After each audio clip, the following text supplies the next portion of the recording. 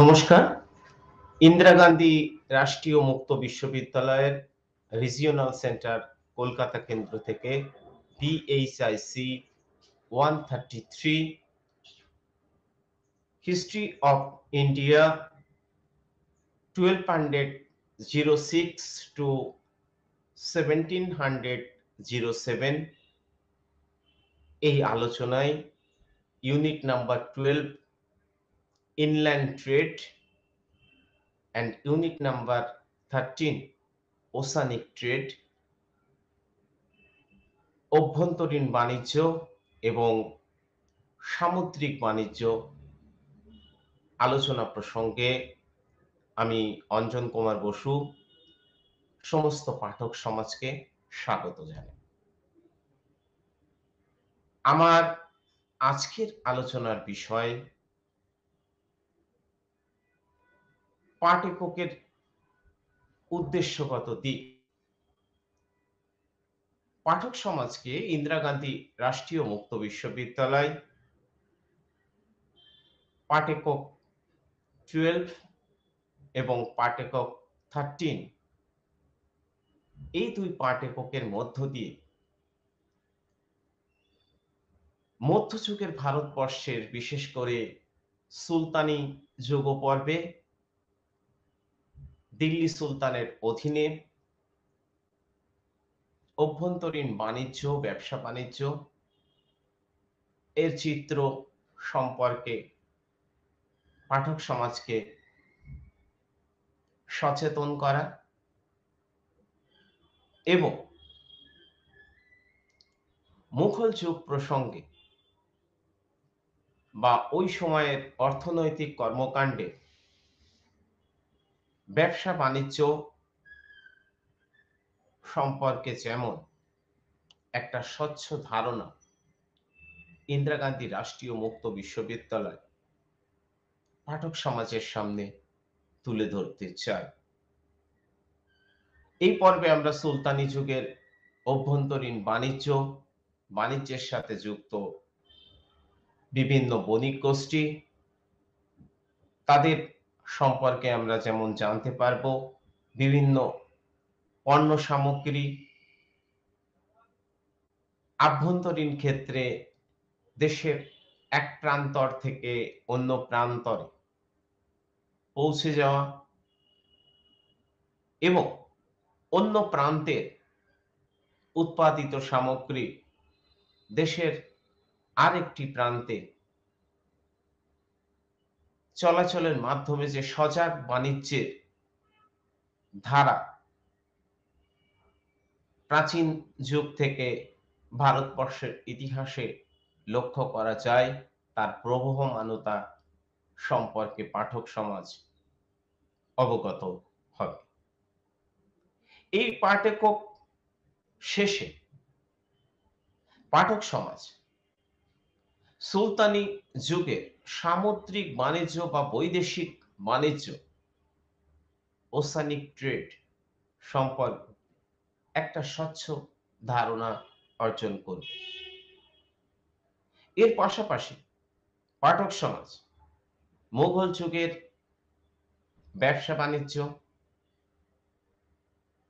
অভ্যন্তরীণ এবং সামুদ্রিক বা মহাসাগরীয় বাণিজ্য এই সম্পর্কে যেমন পূর্ণ সচেতনতা অর্জন করবে তার পাশাপাশি বণিক গোষ্ঠী ব্যাংকিং ব্যবস্থা এবং ঋণ সিস্টেম সম্পর্কে একটা ধারণা অর্জন করবে।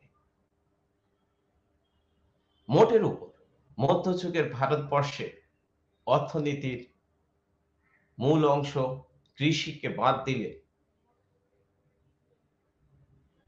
যে অংশ সবচেয়ে বেশি নজর কাড়ে তা ছিল ব্যবসা বাণিজ্য। সেই ব্যবসা বাণিজ্য সম্পর্কে একটা পূর্ণ ধারণা পাঠক সমাজের তৈরি হবে।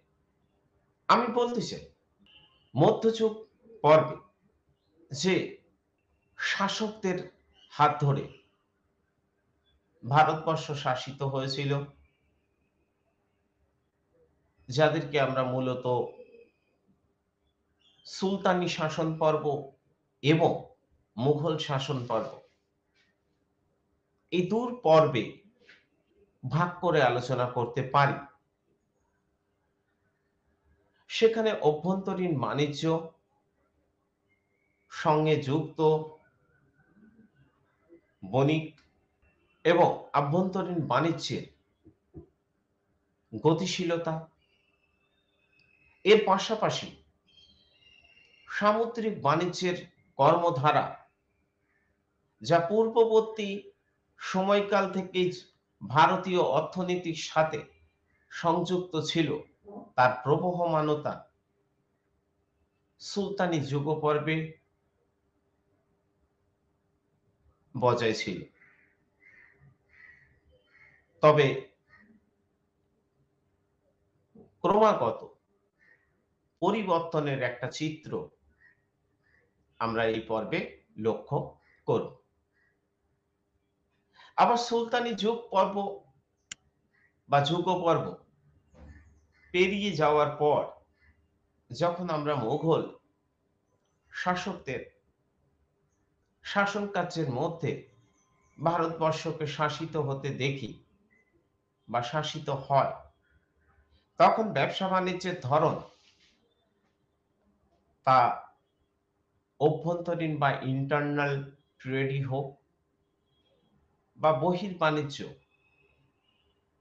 বা ফরেন ট্রেড বা আরো পরিষ্কার করে সামুদ্রিক বা মহাসাগরীয় বাণিজ্য বা ওসানিক ট্রেড, এই পর্ব লক্ষ্য করি, তাহলে সুলতানি যুগপর্বের থেকে কিছুটা পরিবর্তনের ধারাবাহিকতা আমরা লক্ষ্য করি। পাঠক সমাজ এ বিষয়ে পূর্ণ সচেতন থাকবেন। ক্রমেই যে ভারতবর্ষ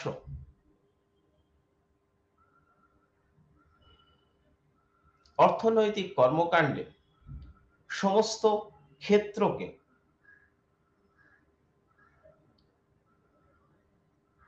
স্পর্শ করেছিল বা এগিয়ে চলেছিল,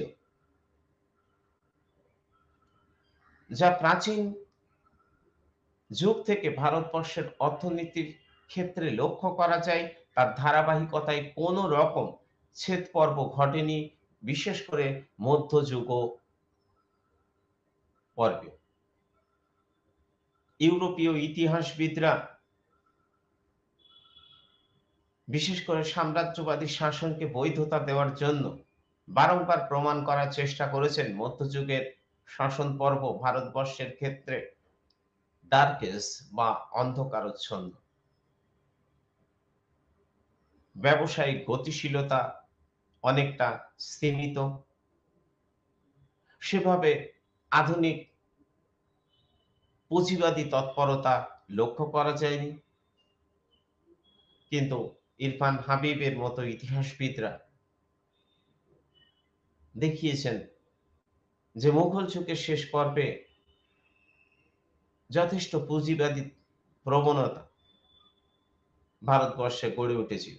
কাজে সাম্রাজ্যবাদকে আড়াল করার স্বার্থে সাম্রাজ্যবাদী ইতিহাসবিদরা বা কেমব্রিজ ঘরানার ইতিহাসবিদরা যেভাবে মধ্যযুগে ভারতবর্ষকে অন্ধকারাচ্ছন্ন পর্ব বলে ব্রিটিশ শাসনকে বৈধতা দেওয়ার চেষ্টা করে, তা বাস্তবিক ক্ষেত্রে কতটা সত্যের কাছাকাছি তা নিয়ে পাঠক সমাজের মনে দ্বিধাদ্বন্দ্ব থাকাটা কোনো অস্বাভাবিক বিষয় নয়। আমার পরবর্তী আলোচনা সুলতানি যুগে ব্যবসা বাণিজ্য। এটা ঠিক আজকের মতো সুলতানি যুগে আধুনিক শ্রম নির্ভর শিল্প সামগ্রী উৎপাদিত হয়নি, কারিগররা অসংগঠিত ছিল, তারা অনেকাংশে সুলতানের কারখানায় কাজ করত বা অন্যত্র কাজ করতেন, তবে তাদের আর্থিক অবস্থা ভালো ছিল না এবং তাদের কাজের যন্ত্রপাতি অর্থাৎ উৎপাদনের সাথে যুক্ত যন্ত্রপাতি মান নিম্নমানের ছিল এবং উৎপাদনের পরিমাণও অপেক্ষাকৃত কম ছিল এবং ভারতীয় বণিক গোষ্ঠীর উদ্দেশ্য ছিল যে কোনো প্রকারে তাদের মুনাফাকে বৃদ্ধি করা। সেই উদ্দেশ্যে তারা চালিত হয়ে সুলতানি যুগে ব্যবসা বাণিজ্য গড়ে উঠেছিল। তবে আমি বলতে চাই সুলতানি যুগের জনসাধারণের অর্থনৈতিক কর্মকাণ্ডে কৃষি মূল ভূমিকা পালন করেছিল, যা আমি ইতিপূর্বে আমার আলোচনায় এই বিষয়ের আলোচনায় বলেছি। তবে কৃষির পরে ব্যবসা বাণিজ্য উল্লেখযোগ্য ভূমিকা গ্রহণ করেছিল। তবে সময়ের সাথে সাথে এই ব্যবসায়িক কর্মকাণ্ডে পরিবর্তনের ধারা কিন্তু প্রবাহমান ছিল। আমরা যদি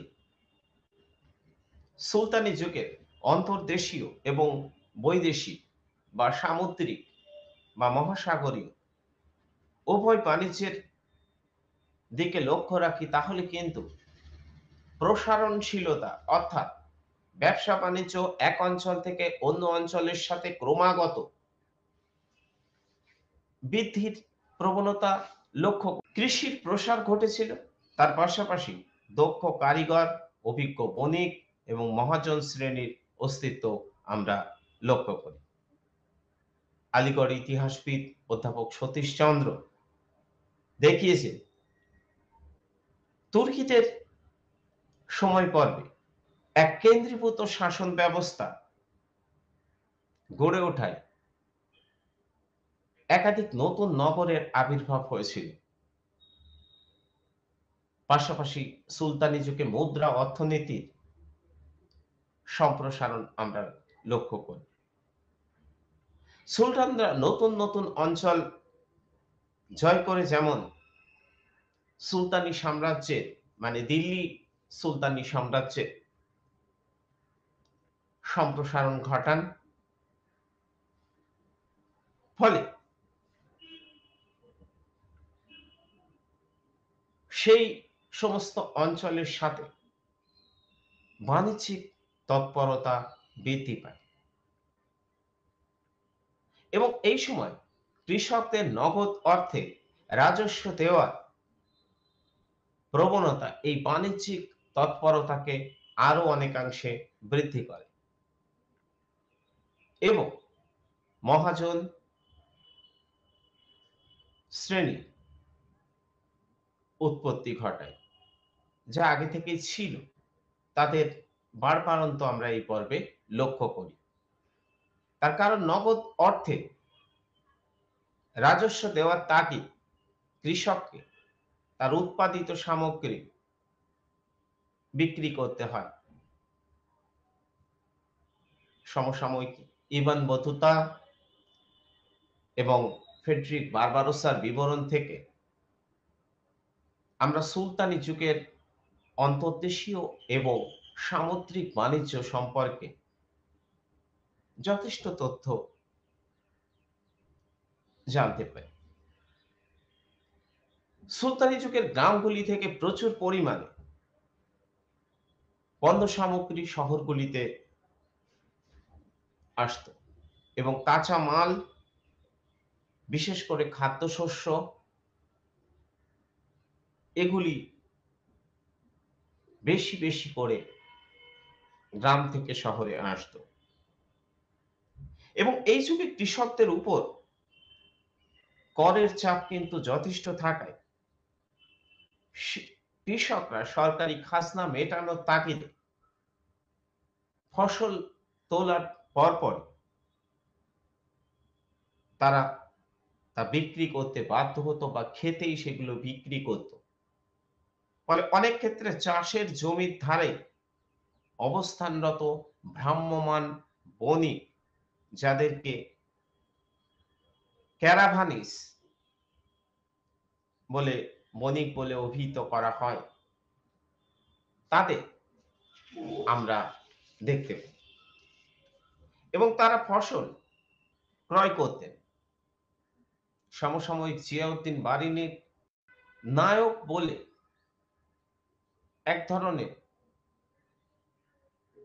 বণিকদের কথাও আমরা জানতে পাই, যারা 10 থেকে 20,000 বলদের পিঠে চাপিয়ে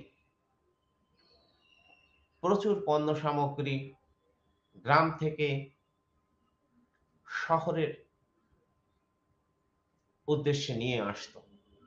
এই ক্যারাভানিস বণিকরা গ্রাম থেকে শহরে তাদের পণ্য সামগ্রী নিয়ে হাজির হতো। এইভাবে সমসাময়িক কালের লেখকদের কাছ থেকে আমরা অভ্যন্তরীণ বাণিজ্যের এক চিত্র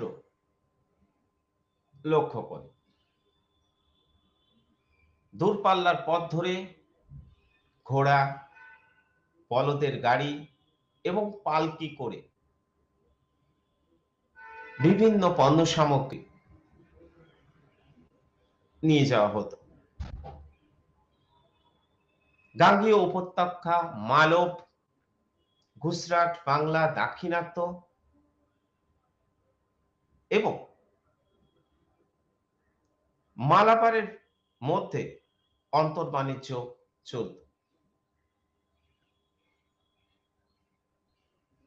অর্থাৎ পূর্ব ভারত, পশ্চিম ভারত, উত্তর ভারত এবং দক্ষিণ ভারতের মধ্যে একটা ইন্টারনাল বাণিজ্যিক সম্পর্ক সুলতানি যুগেও আমরা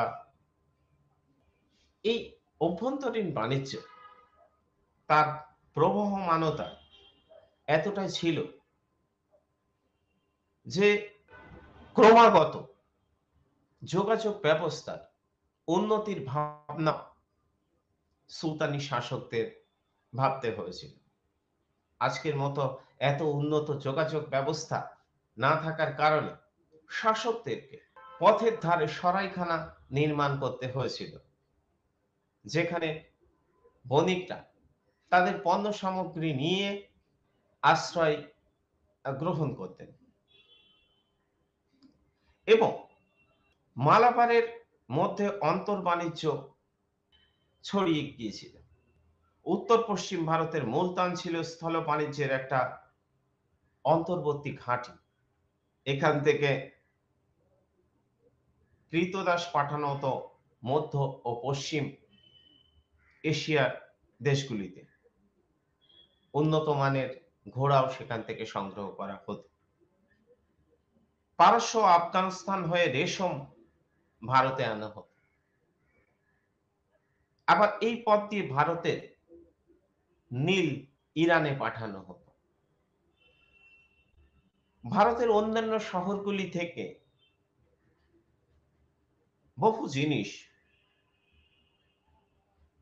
দিল্লিতে আনা হতো। দিল্লি ও লাহোর থেকে মিশ্রি, সরৌতি থেকে ঘি ইত্যাদি সংগ্রহ করা হতো।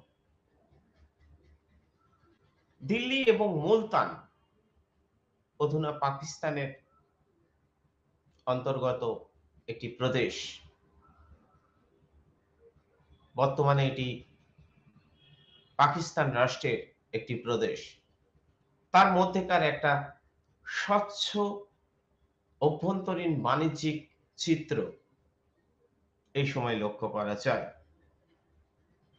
উত্তর পশ্চিম ভারতের সমস্ত পণ্য মুলতান হয়ে দিল্লির বাজারে যেত। আবার দিল্লির বাজার থেকে পণ্য সামগ্রী এসে বিদেশের রপ্তানি হতো। দিল্লি সে যুগের একটি উন্নত বাণিজ্য কেন্দ্র হিসেবে গণ্য হয়েছিল। এর পাশাপাশি আমরা এটাও লক্ষ্য করি, বাংলাতে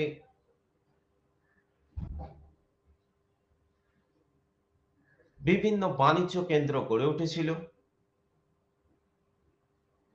ঘোড়া প্রচুর পরিমাণে বাইরে থেকে বাংলায় আনা হতো। বাংলাতে ঘোড়ার বাণিজ্য যথেষ্ট প্রচলিত ছিল এবং বখতিয়ার খলজি যখন মাত্র ১৭ জন অশ্বারোহী কে নিয়ে এসে লক্ষণ সেন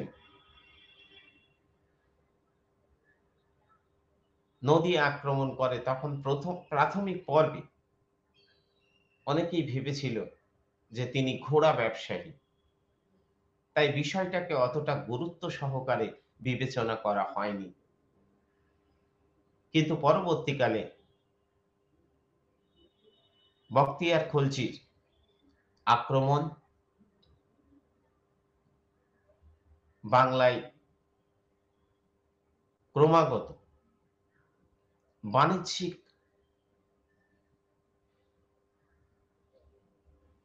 সামগ্রী হিসেবে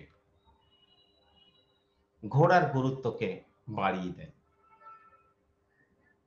ভারতের অভ্যন্তরীণ বাণিজ্যে মসলিন ও রেশমি কাপড়ও রপ্তানি করত।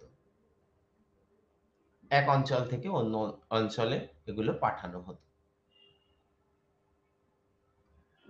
অন্তর বাণিজ্যের সাথে বা অভ্যন্তরীণ বাণিজ্যের সাথে সংযুক্ত ছিল গুজরাটের বেনে সম্প্রদায়, যাদেরকে আমরা বেনিয়া বলেও অভিহিত করি, রাজস্থানের মারোয়াড়ি সম্প্রদায়, খোরাসানিরা ছিল আফগান ও পারসিক জাতীয় বিদেশি মুসলমান বণিক। এছাড়াও মুসলমান বহরা বণিক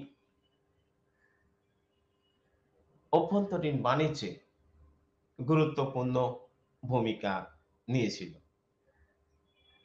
বারানি বলছেন দূরপাল্লার বাণিজ্যে প্রধানত ছিল মুলতানিদের হাতে, অর্থাৎ দূর দূরান্তের সাথে যে বাণিজ্যিক কর্মতৎপরতা, সেই বাণিজ্যিক তৎপরতার বেশিরভাগটা নিয়ন্ত্রণ করত মুলতানি বণিক সম্প্রদায়। আমরা আদি মধ্যযুগে, আর্লি মিডাইভেল পিরিয়ডে বিভিন্ন বণিক সংগঠন বা গিল্ডের অস্তিত্ব বিভিন্ন লেখার মধ্য দিয়ে লক্ষ্য করেছি। তবে সুলতানি আমলে মুলতানি বণিকরা শুধু বাণিজ্য করে ধনী হয়নি, তারা এর পাশাপাশি মালিক আমিরদের সম্পদকেও কুক্ষিগত করেছিল বলে জিয়াউদ্দিন বারানি উল্লেখ করছেন। কেননা আমিররা এদের কাছ থেকে ঋণ গ্রহণ করতেন এবং ইকতার রাজস্বের উপর এদের অধিকারও স্থাপিত হয়েছিল।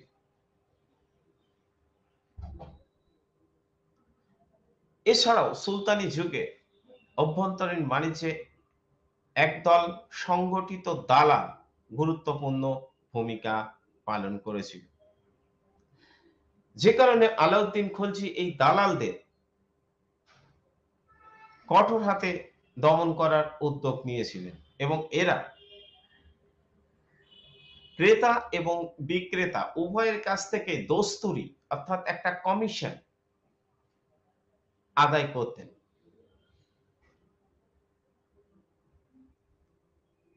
আলাউদ্দিন খলজি কঠোরতার সাথে এই দালালদের নিয়ন্ত্রণ করার উদ্যোগী ভূমিকা গ্রহণ করলেও ফিরোজ তুগলকের সময় দালালদের দাপট ভীষণভাবে বেড়ে যায়।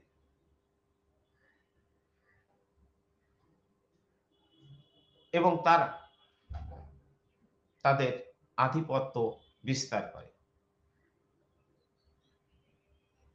তবে মোটের উপর সুলতানি যুগের বণিকদের নৈতিক মান খুবই নিম্ন ছিল। তারা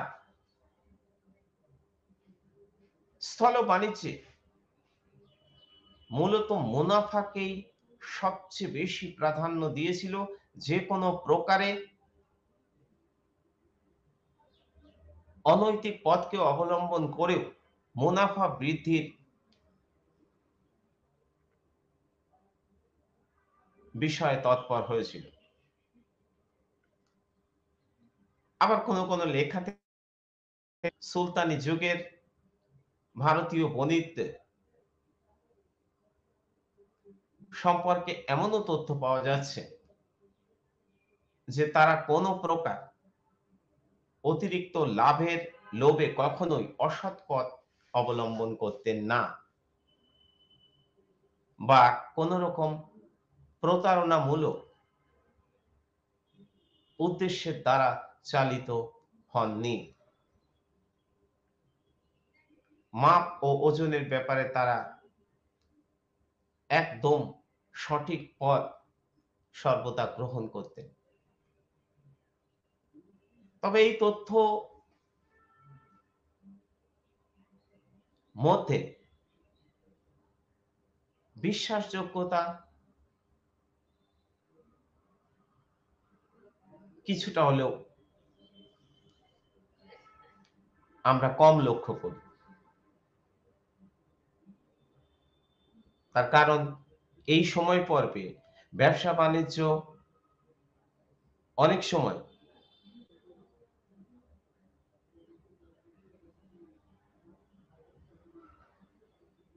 কিছুটা পরিমাণে অনিশ্চয়তার মধ্যে ছিল। রাস্তাঘাটে অনেক সময় ব্যবসায়ীদের পণ্য সামগ্রী দস্যুদের দ্বারা লুণ্ঠিত হওয়ার প্রবণতাও আমরা সুলতানি যুগ পর্বে বা আদি মধ্যযুগের ইতিহাস পর্বে লক্ষ্য করেছি। যে কারণে সুলতান গিয়াসউদ্দিন বলবান কাটিয়ার দস্যুদের দমন করতে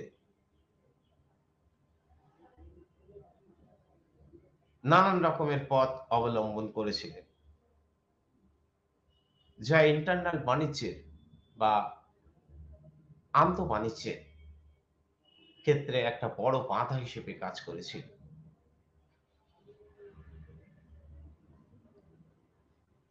তবে এই পর্বে ঠিক কতটা অভ্যন্তরীণ বাণিজ্য হয়েছিল তার সঠিক হিসাব দেওয়া সম্ভব নয়, বা সেই ধরনের তথ্য এখনো পর্যন্ত উদ্ঘাটিত হয়নি। তবে অন্তর্বাণিজ্যের অগ্রগতিতে সরকারি ভূমিকা কম থাকলেও আলাউদ্দিনের সময় বাদ দিলে একমাত্র আলাউদ্দিন দিল্লির সরবরাহ ব্যবস্থাকে অক্ষুণ্ণ রাখতে বিভিন্ন উদ্যোগ গ্রহণ করেছিলেন। বাকি কোন সুলতানই সেই অর্থে অভ্যন্তরীণ বাণিজ্যে সরবরাহ ব্যবস্থাকে সচল রাখতে বিরাট কিছু ভূমিকা গ্রহণ করেছিলেন তেমন কিন্তু নয়।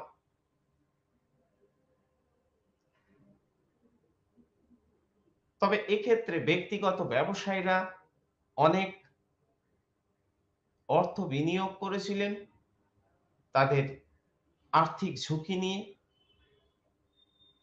কাজেই মুনাফা অর্জনটা তাদের কাছে মূল বিষয় হয়ে উঠে এসেছিল। সামুদ্রিক বাণিজ্য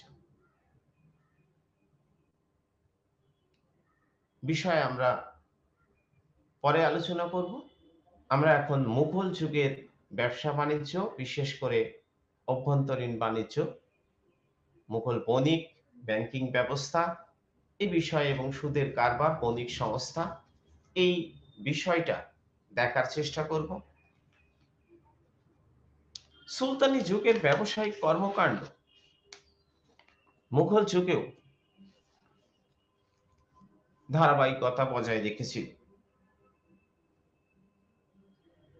বিদেশি ভ্রমণকারীদের রচনা, বিশেষ করে ফিচ, হকিন্স, মান্ডিক, টাভার্নিয়ের, বার্নিয়ের, মানুচ্চি এবং অন্যান্য ব্যবসা বাণিজ্যের সরাইখানার বিষয়টি তুলে ধরেছেন, অর্থাৎ ব্যবসায়ীদের যাতায়াত এবং আশ্রয়ের ক্ষেত্রে যাতে কোনো প্রকার অসুবিধা না হয় তার জন্য এই সমস্ত সরাইখানাগুলি গড়ে উঠেছিল।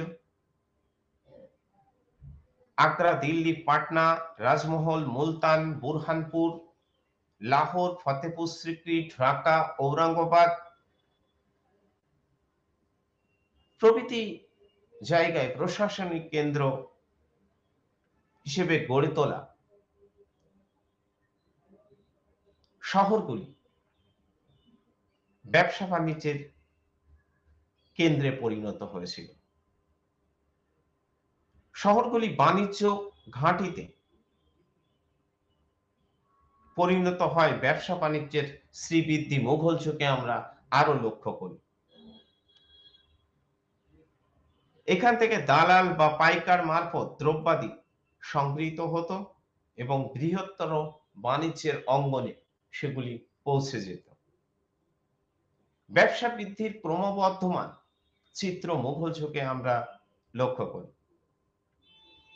বিদেশি ভ্রমণকারীদের বিবরণ, ফ্যাক্টরি রেকর্ডস এবং সমসাময়িক পার্সি ঐতিহাসিকদের বিবরণ থেকে আমরা মুঘল যুগের ব্যবসা বাণিজ্যের এক সমৃদ্ধ চিত্র লক্ষ্য করি। এবং মুঘল যুগের শেষ পর্বে বা মুঘল যুগের সূচনা পর্ব থেকে আমরা কিন্তু তার আগে থেকে, বিশেষ করে 1498 ভাস্কো দা গামার কালিকট বন্দরে আগমন, অর্থাৎ বিদেশি বণিকদের ভারতীয় বাণিজ্যের সাথে সংযুক্ত হওয়া বা আগমন, এই ব্যবসায়িক কর্মকাণ্ডের ক্ষেত্রে আরো পরিবর্তন সাধন করে। এবং এই সময় বণিকরা হুন্ডি প্রথার মাধ্যমে পরোক্ষে এক ধরনের ব্যাংকিং ব্যবস্থা ও সুদের কারবার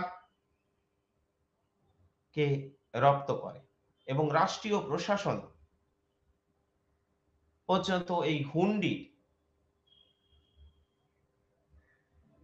ব্যবহারের সাথে সংযুক্ত ছিল, যা হাত বদল, একজনের হাত থেকে অন্যজনের কাছে হস্তান্তরিত করা যেত। ইতিহাসবিদ সুজন রায় ভান্ডারী মনে করেন মুঘল আমলে সংগঠিত বীমা ব্যবস্থা চালু থাকায় বণিকরা মাল লেনদেনের ক্ষেত্রে পথের ঝুঁকি সামাল দিতে পারত। অর্থাৎ এই পর্বে মুঘল বণিকদের পণ্য সামগ্রীর বীমা বা ইন্স্যুরেন্স চালু হয়েছিল, ফলে বণিকরা পূর্ববর্তী সুলতানি যুগের থেকে অনেক বেশি পরিমাণে স্বাচ্ছন্দ্যে ব্যবসা বাণিজ্যের কাজে যুক্ত হয়েছিল।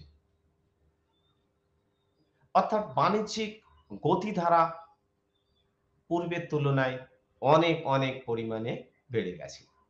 মুঘল যুগে অভ্যন্তরীণ বাণিজ্যের ক্ষেত্রে আমরা ভোগ্য পণ্যের বেশিরভাগ যা গ্রামে উৎপাদিত হতো তা স্থানীয়ভাবে সংগ্রহ করা হতো এবং বিরাট অংশ শহরগুলির চাহিদার সঙ্গে তাল রেখে শহরে আনা হতো। অন্যদিকে শহর থেকে গ্রামের জন্য কিছু ভোগ্য পণ্য, ধাতব দ্রব্য, লোহা, লবণ এগুলি গ্রামে পাঠানো হতো। সমগ্র ভারতবর্ষ জুড়ে বিনিময় ছিল এবং তার পরিমাণ যথেষ্ট ছিল। বিশাল আকারের বিনিময়ের কারণ অনেক অঞ্চলের উদ্বৃত্ত উৎপাদন, আবার অনেক অঞ্চলে ছিল ঘাটতি প্রবণ। ফলে এক অঞ্চল থেকে অন্য অঞ্চলে বিভিন্ন পণ্য সামগ্রী পাঠানোর বিষয়টি অভ্যন্তরীণ বাণিজ্যের একটা বিশেষ বৈশিষ্ট্য হয়ে দাঁড়িয়েছিল। যেমন করমণ্ডল অঞ্চলে ধান পাওয়া যেত না এবং সেখানে চালের বা ধানের উৎপাদন না হওয়ার ফলে বাংলা, উড়িষ্যা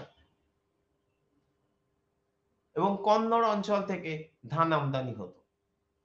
উৎকৃষ্ট নীল উৎপাদনে আগ্রা ও পার্শ্ববর্তী অঞ্চল এগিয়ে ছিল।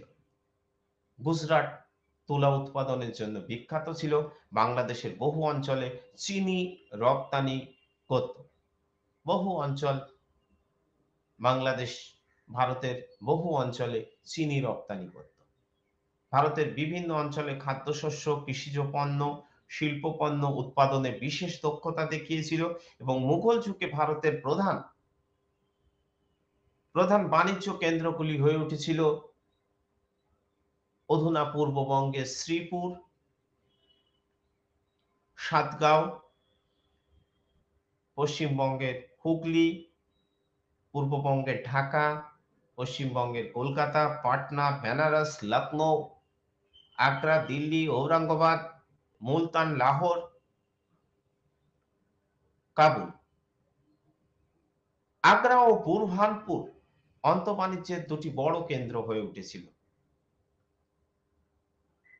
সুরাট, মছলিপত্তনম, হুগলি, চট্টগ্রাম ছিল সে যুগের প্রধান বন্দর। অন্যান্য বন্দর উড়িষ্যার বালেশ্বর, কোচিন, কালিকট, গোয়া।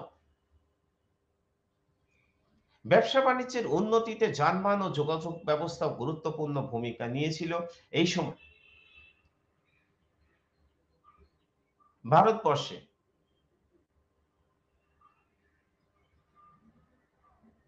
যানবাহন ব্যবস্থার উন্নতির জন্য নানান পদক্ষেপ গ্রহণ করা হয়েছিল এবং মূলত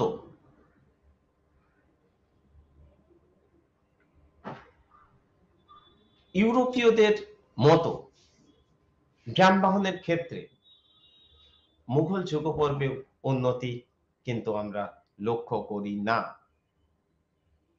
বড় বড় নৌকা, বলদে টানা গাড়ি, ঘোড়ার গাড়ি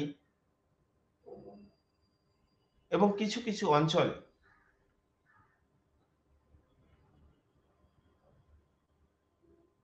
মানুষের পিঠে করেও পণ্য সামগ্রী এক স্থান থেকে অন্য স্থানে নিয়ে যাওয়া হতো। অন্তঃবাণিজ্যের বা অভ্যন্তরীণ বাণিজ্যের জন্য স্থল ও জলপথ দুই ব্যবহার করা হতো। লাহোর থেকে মুলতান হয়ে আহমেদাবাদ যাওয়ার একটা রাস্তা তৈরি হয়েছিল। আগ্রা থেকে লাহোরের যাওয়ার একটা রাস্তা তৈরি হয়েছিল। আগ্রা থেকে একটি পথ দক্ষিণ পশ্চিম আজমির হয়ে আহমেদাবাদে পৌঁছেছিল। আহমেদাবাদ থেকে সুরাটের মধ্য দিয়ে ঔরঙ্গাবাদ ও দাক্ষিণাত্যে যাবার একটা রাস্তা তৈরি হয়েছিল। পাটনা থেকে বাংলায় ব্যবসা বাণিজ্য চলতো। বারাণসী থেকে জৈনপুর, সাসারাম যাওয়ার বাণিজ্য পথ তৈরি হয়েছিল। পাটনা থেকে বাংলা বাণিজ্য পথ ছিল মুঙ্গের হয়ে, অন্যদিকে রাজমহল, অন্যদিকে কাশিমবাজার, হুগলি, মেদিনীপুর যাওয়ার একটা রাস্তা তৈরি হয়েছিল। রাজশাহী থেকে বগুড়া, রংপুর থেকে সুন্দরবন। এইভাবে বিভিন্ন বাণিজ্যিক কেন্দ্রের মধ্যে যোগাযোগের একটা ক্ষেত্র তৈরি হয়ে উঠছিল। স্থল ও নদীপথ ধরে মুঘল যুগে যে বিখ্যাত বাণিজ্য কেন্দ্রগুলো গড়ে উঠেছিল, তার মধ্যে পূর্ব বাংলার শ্রীপুর, ঢাকা, পশ্চিম বাংলার আমি বলেছিলাম সপ্তগ্রাম, হুগলি, কলকাতা, পাটনা, বারাণসী, লখনৌ, আগ্রা, দিল্লি এবং উত্তর পশ্চিম ভারতের লাহোর, কান্দাহার, কাবুল, থাট্টা ও পশ্চিম ভারতের আমেদাবাদ উল্লেখযোগ্য ভূমিকা নিয়েছিল। গ্রামীণ হাট বা বাজার বা মান্ডি, সেগুলিতে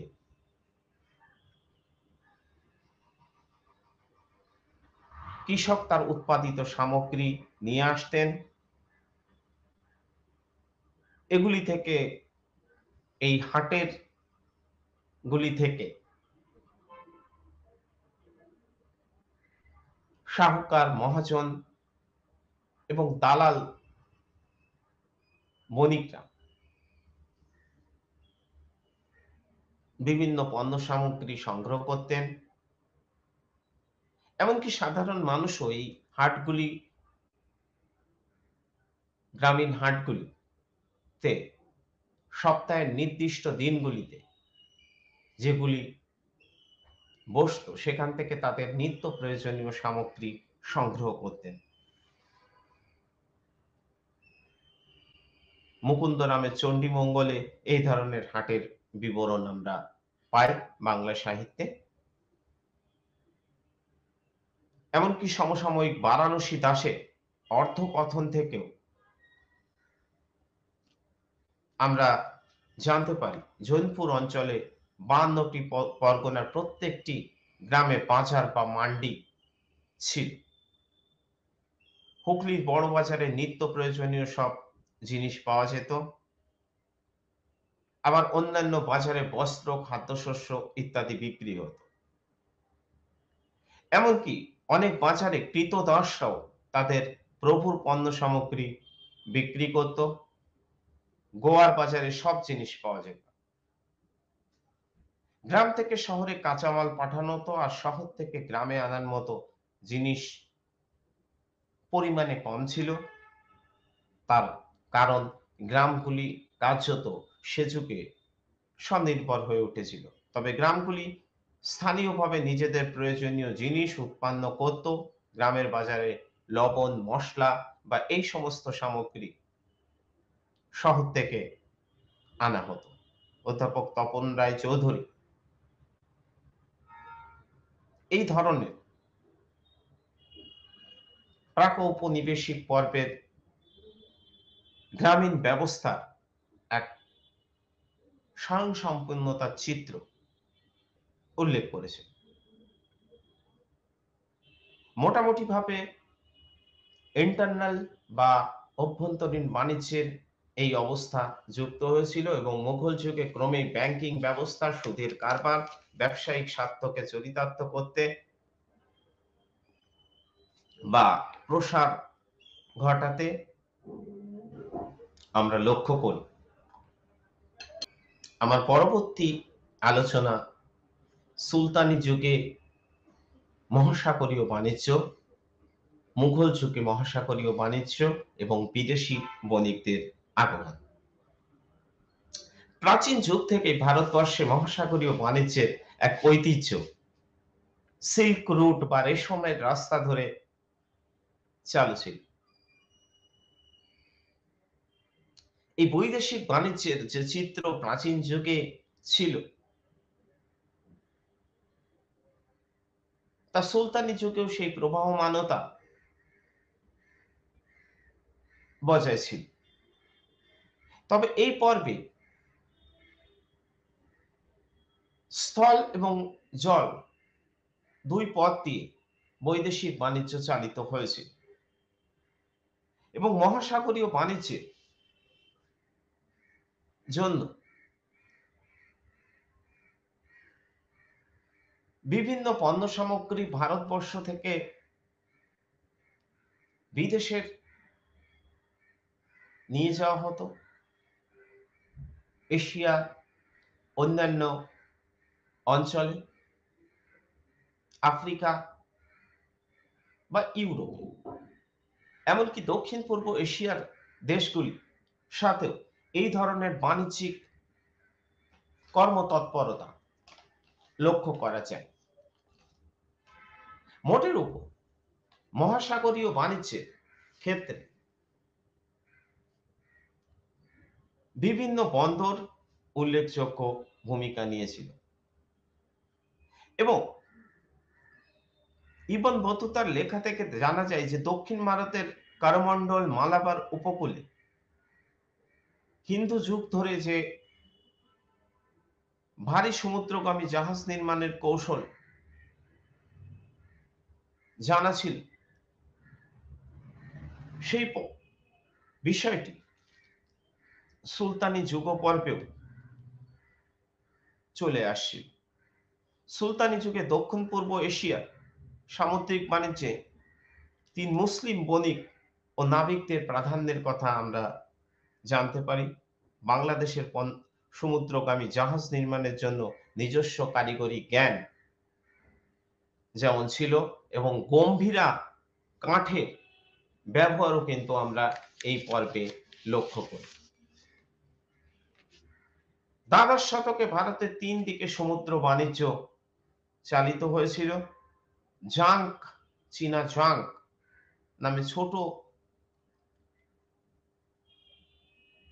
নৌকার অস্তিত্ব আমরা যেমন জানতে পাই, তেমনি আবার আরব বণিকদের ধাও, যেগুলো বৃহৎ আকারের জাহাজ, তার অস্তিত্ব আমরা লক্ষ্য করি।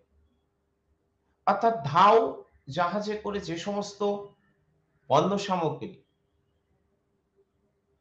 এক অঞ্চল থেকে অন্য অঞ্চলে আনা হতো, সেগুলি আবার জাংক ছোট ছোট জাহাজে করে চীন সহ বিভিন্ন দেশে পাঠানো হতো।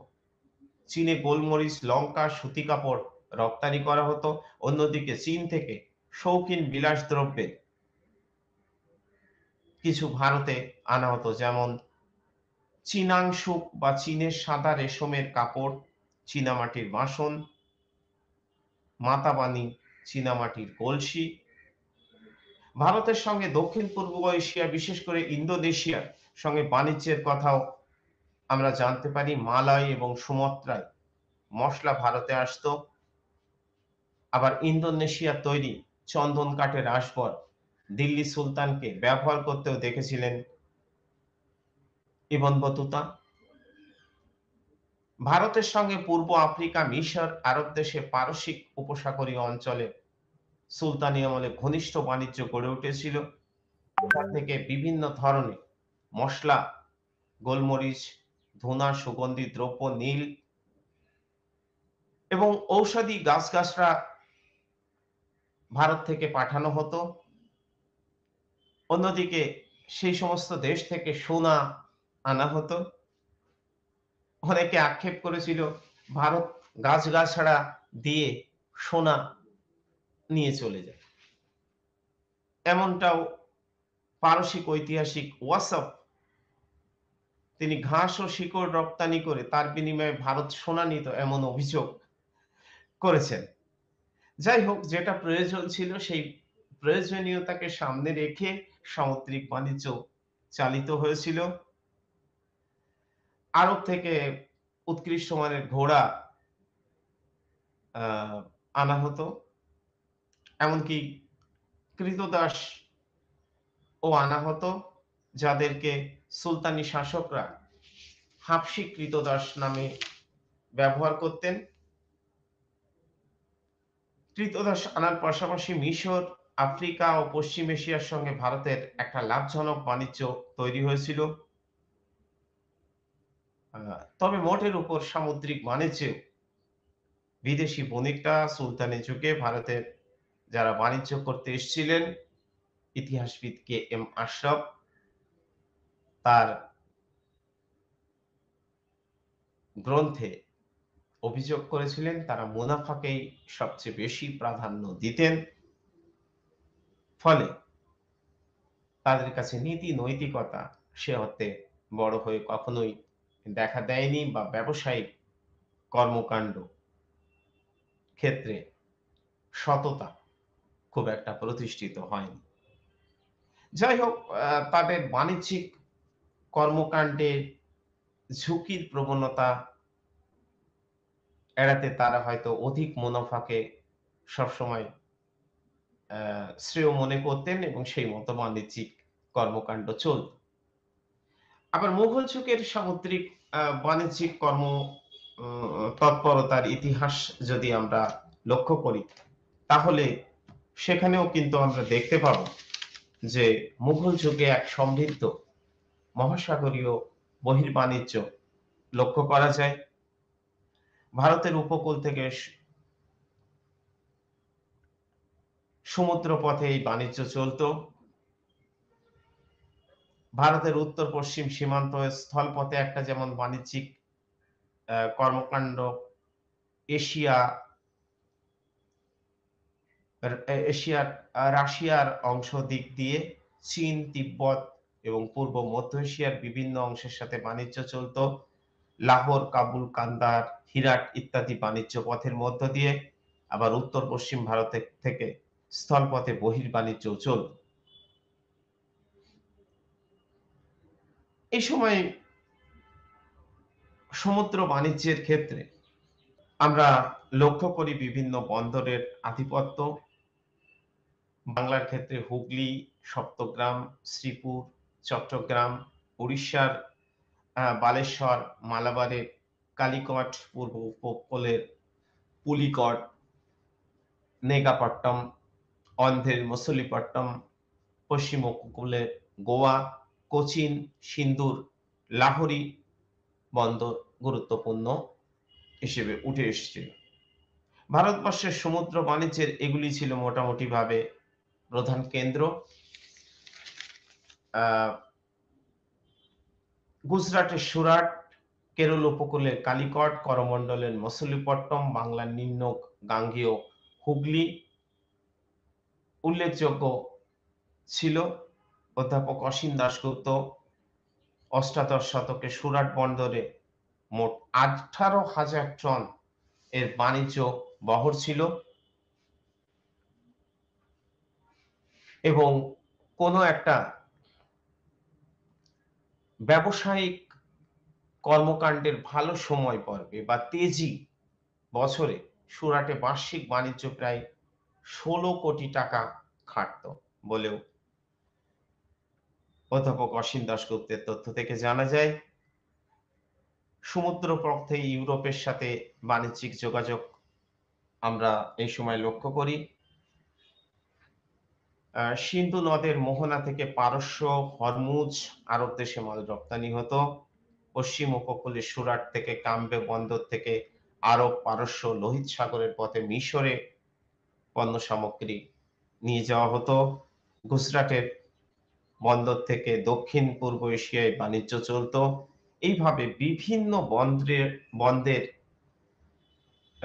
মাধ্যমে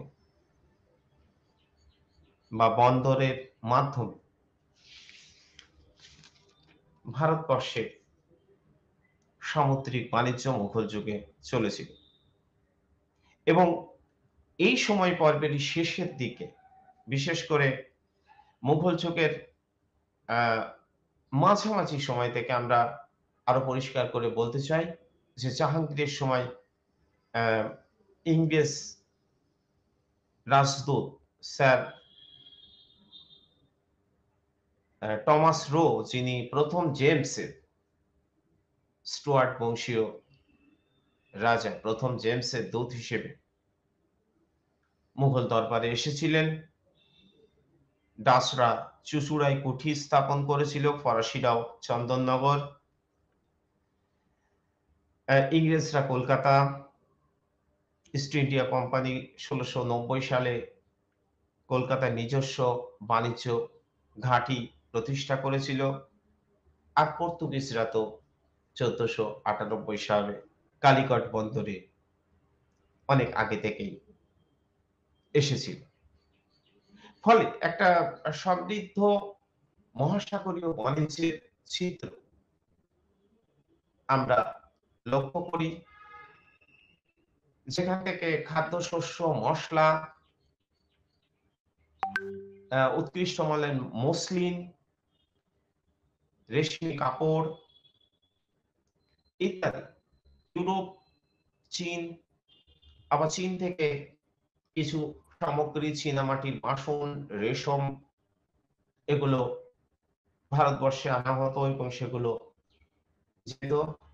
এমনকি ইংরেজ শাসন পর্বে ভারত থেকে আফিম চীন দেশে, আবার ব্যক্তিগত উদ্যোগেও বিভিন্ন পণ্য সামগ্রী বণিকরা চামড়ার জিনিস, আগ্নেয়াস্ত্র, ইউরোপীয় মদ, ভিনিসীয় কাঁচের সামগ্রী ইত্যাদি মহাসাগরীয় বাণিজ্যের মাধ্যমে ভারতবর্ষে এনেছেন। ফলে মহাসাগরীয় বাণিজ্যের বা বৈদেশিক বাণিজ্যের ক্ষেত্রে আমদানি, রপ্তানি দুটোই চালিত হয়েছে। যার ফলে মুঘল যুগের শেষ পর্বে অবশ্যই ধনতান্ত্রিক প্রবণতা যে স্পষ্ট ছিল, যা বিদেশি ইতিহাসবিদরা অস্বীকার করেন, সেটা বাস্তবিক পক্ষে সত্য নয় বলে আমরা মনে করি। আমি আমার আলোচনা এখানেই শেষ করছি। ধন্যবাদ।